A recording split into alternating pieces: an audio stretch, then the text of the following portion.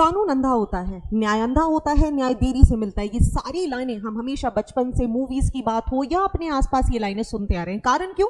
कारण क्योंकि न्याय की ये जो मूर्ति होती है, जस्टिस की जो प्रतिमा होती है, जो आप मेरे पीछे इस समय देख पा रहे हैं, इसकी आंखों पे बंधी होती है काली पट्टी। और यही बात है जिसकी वजह से जब भी जस्टिस डिले होता है, हम इस बात को यहाँ पर बोलने लगते हैं, जिस मूर्ति की आंखों पर यहाँ पर काली पट्टी बंधी हुई है, वहां पर बैठे हुए लोग हमें न्याय कैसे दे सकेंगे। इसी माइंडसेट को, इसी विचारधारा को चेंज करने के लिए CJI चंद्रचूड़ के द्वारा यहाँ पर एक नई प्रतिमा का अनावरण किया गया है, जिसे न्याय की देवी यहाँ पर बोला जा रहा है। आप मेरे राइट साइड यहाँ पर देख सकते हैं, आपको एक मूर्ति दिखाई दे रही होगी जो कि पूरी तरीके से भारतीय परिवेश में है और कहीं ना कहीं इस बात का यहाँ पर ये प्रतीक दे रही है, इस बात की द्योतक है कि भारतीय जो संस्कृति है, भारतीय जो कल्चर है, ये ब्रिटिश कॉलोनियल माइंडसेट से अब पूरी तरीके से दूर होता जा रहा है। नमस्कार साथियों, मैं प्रज्ञा पांडे स्वागत करती हूँ आप सभी का राउज एकेडमी के ऑनलाइन प्लेटफॉर्म पे। और आज के इस वीडियो में हम यहाँ पर बात करने वाले हैं कि लेडी जस्टिस से यहाँ पर जो परिवर्तन हुआ है न्याय की देवी का, ये क्यों किया गया है और इसका उद्देश्य क्या था। सबसे पहले आपको मेरे पीछे दो यहाँ पर स्टैच्यू दिखाई दे रहे होंगे। एक स्टैच्यू जिसे यहाँ पर ब्रिटिश काल से यहाँ पर हमेशा से इस्तेमाल किया जा रहा है, एक मूर्ति जो यहाँ पर रोमन आइडियोलॉजी से बिलोंग कर रही है, जो कि न्याय की देवी। अगर हम यहाँ पर बात करें, हिंदी में हमने न्याय की देवी बोला, लेकिन अगर हम रोमन कॉन्सेप्ट के हिसाब से बात करें तो lady of justice, justice lady की अगर हम यहाँ पर बात करें तो ये जस्टिथिया है। ठीक है, अब आप देख पा रहे होंगे कि इनके यहाँ पर आंखों पर पट्टी बंधी हुई है, कपड़े आपको अलग दिखाई दे रहे होंगे जो कि रोमन संस्कृति का प्रतीक है। एक हाथ में आपको यहाँ पर तलवार दिखाई दे रही होगी और एक हाथ में यहाँ पर तराजू है। ये सारी चीजें आप इस तरफ की मूर्ति में देखेंगे तो आप मिसिंग पाएंगे। आप देखेंगे कि इसके हाथ में तराजू तो है मूर्ति के हाथ में, लेकिन परिवेश पूरी तरीके से भारतीय हो चुका है। एक हाथ में यहाँ पर किताब है और आप समझ जाएंगे कि ये पूरा का पूरा कहीं ना कहीं भारतीय परिवेश से संबंधित है। आप अगर इस मूर्ति को देखेंगे तो आप शायद ज्यादा कनेक्टेड, एज ए इंडियन आप ज्यादा कनेक्टेड फील करेंगे। कारण है पूरी विचारधारा को परिवर्तित करना। लेकिन आप जानते हैं भारत एक डेमोक्रेसी, और जहां भी डेमोक्रेसी है वहां पर कहीं पर आपको मत और विभेद दोनों देखने के लिए मिल सकते हैं। एक पक्ष जो इसका समर्थन है कि हाँ, ये जो निर्णय लिया गया है ये बहुत अच्छा है, क्योंकि आप देखेंगे IPC से जब हम भारतीय न्याय संहिता की तरफ चले गए हैं तो ये वक्त है कि हम कॉलोनियल माइंडसेट को पूरी तरीके से दूर कर दें। लेकिन एक पक्ष इस बात का समर्थक भी नहीं है कि ये पूरी तरीके से रिप्रेजेंटेशन नहीं है भारत का। जानते हैं ये पूरा कारण कि आखिर ये है क्या।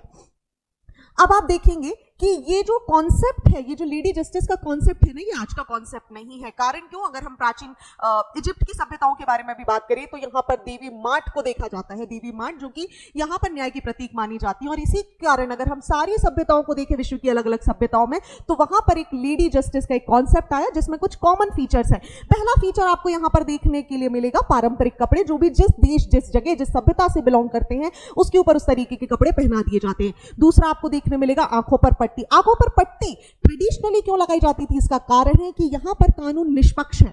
ठीक है, यहां पर निष्पक्षता का प्रतीक है कि कानून के लिए सभी लोगों के साथ एक समान व्यवहार करना जरूरी है। When we are talking about the equality before law, तब यहां पर कानून सभी को समान नजरों से देखना चाहिए। लेकिन जैसे जैसे समय परिवर्तित होता गया वैसे वैसे ये विचारधारा भी परिवर्तित हो गई। अब आंखों पर लगी हुई इस पट्टी को इस तरीके से समझाना आने लगा कि कानून यहां पर अंधा है, और जब अगर अंधा कानून है तो वो सभी को समान रूप से कैसे देखेगा। सभी को समान रूप से देखने के लिए आपकी आंखें खुली हुई होना चाहिए, ना कि बंद होना चाहिए। दूसरा प्रतीक यहाँ पर, दूसरा सिंबल है तराजू, जिसे अभी भी यहाँ पर रखा गया है क्योंकि ये दोनों पक्षों की समानता की बात कर रहा है। ये बात कर रहा है कि ये पक्ष और ये पक्ष, राइट पक्ष और लेफ्ट पक्ष, दोनों बराबर हैं until they are proven guilty, right. और इसी के हिसाब से तर्कों के आधार पर, समान साक्ष्यों के आधार पर और तर्कों के हिसाब से ही किसी निर्णय पर पहुंचा जाएगा। तीसरा कॉमन फीचर था तलवार। पारंपरिक रूप से हम बात करें 15वीं-16वीं शताब्दी की, क्योंकि तब यहां पर राजा तलवार को लेता था और राजा न्याय का प्रतीक होता था, इसीलिए तलवार का इस्तेमाल किया जाता था। लेकिन जैसे जैसे सब समय बदलता गया वैसे वैसे ये तलवार प्रतीक हो गई शक्ति का, ये तलवार प्रतीक हो गई इनजस्टिस का, और यहां पर माना जाने लगा कि तलवार की नोक पर, मतलब किसी को डरा धमका कर यहां पर न्याय लिया जा सकता है। तो समझिए, ये ट्रेडिशनल वैल्यूज थी जो कि समय के अंतराल के साथ परिवर्तित हो गई, इनमें बहुत सारे चेंज आ गए, एक मिसकंसेप्शन डेवलप हो गया, और ब्रिटिशर्स राज के साथ ही आपको पता चल गया कि ये जो मिसकंसेप्शन है ये सही साबित हो गए। तलवार की नोक यानी ताकत के दम पर यहां पर निर्णयों को लिया जाने लगा। कानून अंधा है, हमें ब्रिटिश टाइम पीरियड में क्लियर हो गया, क्योंकि किसी को भी एक समान नजर से नहीं देखा जा रहा था, और यही कारण है कि धीरे धीरे भारतीय परिवेश में इसको परिवर्तित कर दिया गया। कारण क्यों? हमने इंडियन कल्चर और आइडेंटिटी को अडॉप्ट किया। आपने देखा होगा कि जो परिवेश यहां पर पहने हुए हैं वो पूरी तरीके से भारतीय है, सांस्कृतिक है। जब भी आप देवी देवताओं की फोटो को यहां पर इमेजिन करते हैं, आपने देखा होगा वो एक पारंपरिक वेशभूषा पहने होते हैं, उनके पास ज्वेलरी होती है, एक मुकुट होता है, बिल्कुल उसी तरीके से न्याय की देवी को यहाँ पर रिप्रेजेंट किया गया है, जो कि हमारी जस्टिस, हमारी अवेयरनेस को यहाँ पर दर्शाती है। साथ ही साथ यहाँ पर जो ट्रेडिशनल ब्लाइंड फोल्ड है उसे रिमूव कर दिया गया है। कारण क्यों? ताकि जो कानून है वो सभी को एक समान, एक नजर से यहाँ पर देख सके और लोगों का जो विश्वास है कानून में धीरे धीरे खत्म होता जा रहा है उसे यहाँ पर वापस एस्टैब्लिश किया जा सके।